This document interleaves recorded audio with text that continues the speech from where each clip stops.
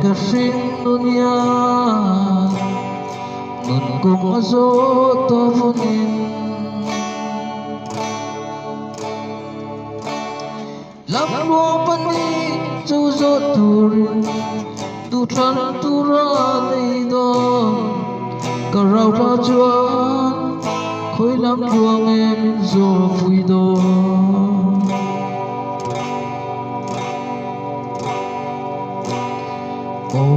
kadam lai ni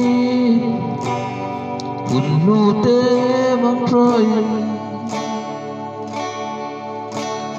lal pa ta nan lanin ama lam pang ni la ti chuan wa na ane na min suai nge ya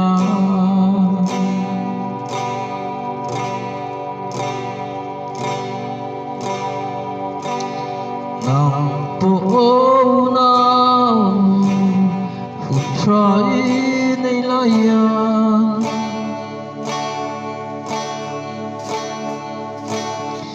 tuan xem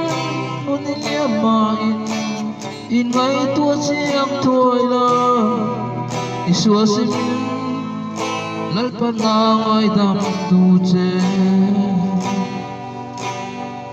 isua sim la lal pa na ngai dam tu che